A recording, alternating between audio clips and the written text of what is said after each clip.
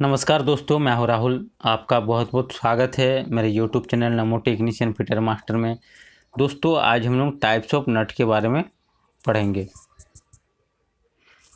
तो नट क्या होता है? देखिए, नट का यूज हम लोग फास्टनिंग के लिए करते हैं, यानी किसी जॉब को जब हमें बांधना होता है तो बोल्ट के साथ हम लोग नट का यूज करते हैं। यानी बोल्ट और नट का यूज करके हम लोग किसी भी दो कंपोनेंट को, दो पार्ट्स को असेंबल कर सकते हैं।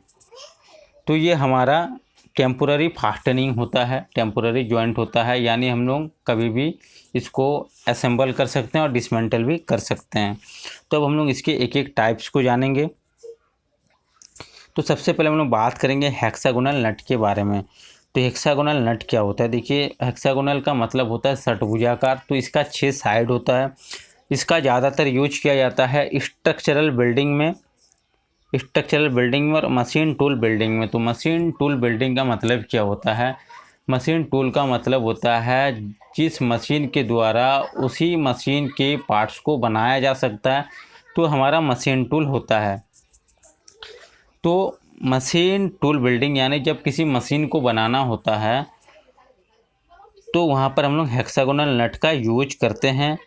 और स्ट्रक्चरल बिल्डिंग में, यानी जैसे बड़ा बड़ा टावर होता है, ब्रिज होता है, स्टेडियम होता है, तो उन सब कार्यों में भी हम लोग हेक्सागोनल नट का यूज करते हैं। Next, hexagonal nut different thickness में पाया जाता है। ठीक है, तो इसका जो थिन थिकनेस होता है, यानी जो पतला होता है हेक्सागोनल नट, उसका यूज हम लोग लॉकिंग पर्पज के लिए करते हैं। तो जब हमें लॉक करना होता है तो हम लोग सबसे पहले जो थिन हेक्सागोनल नट है इसका यूज करते हैं, और उसके ऊपर हम लोग जो जिसका थिकनेस ज़्यादा होता है हेक्सागोनल नट का उसका यूज करते हैं, और हम लोग इसको कस देते हैं स्पिनर का यूज करके।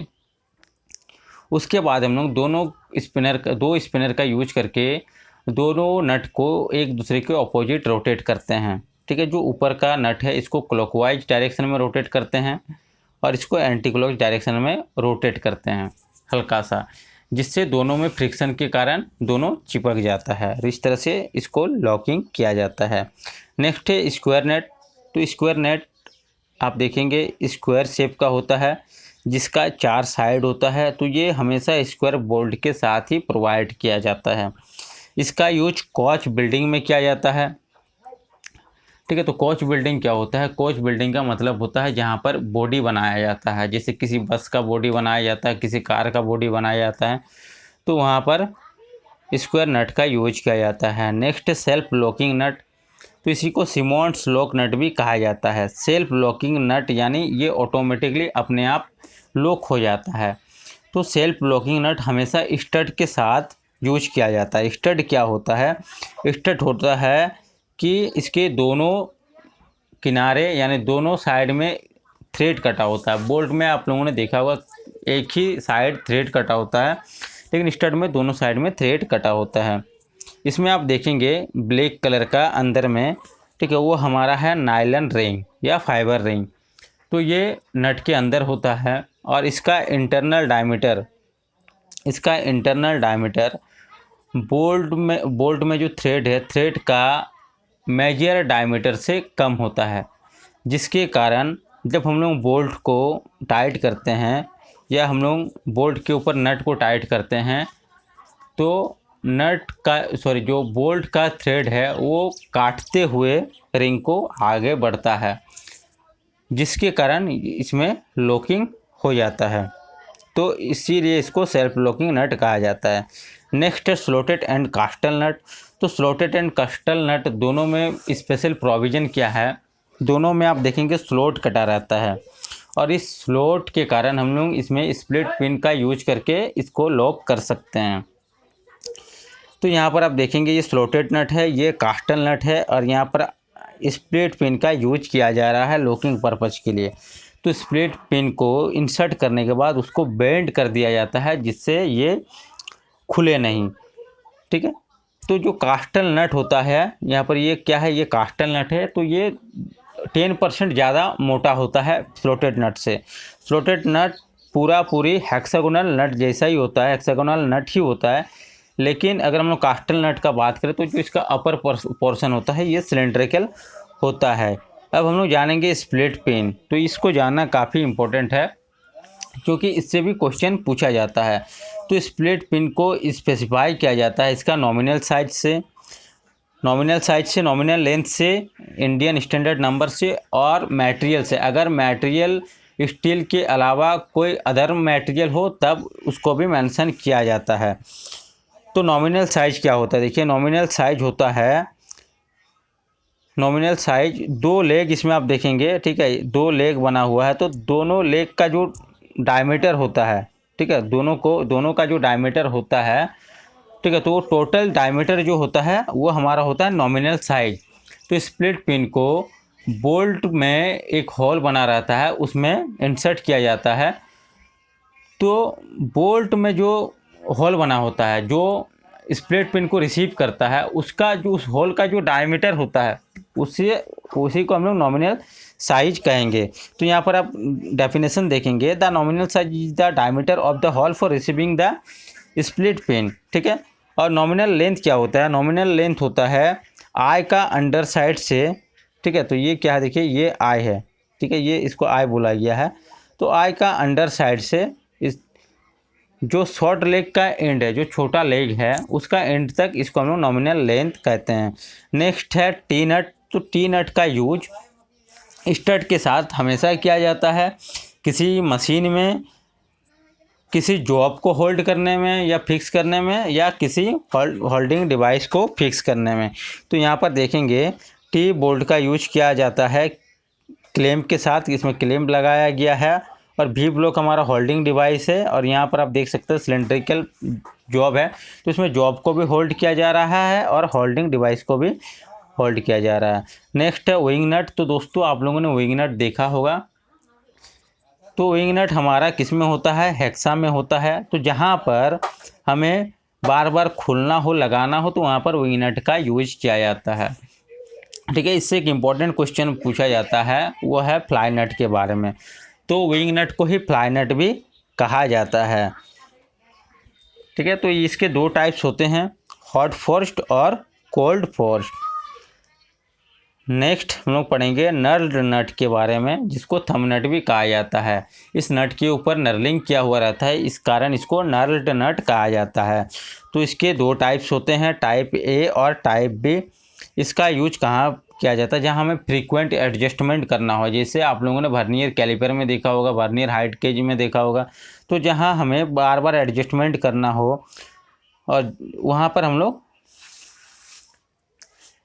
नर्ल्ड नट का यूज करते हैं।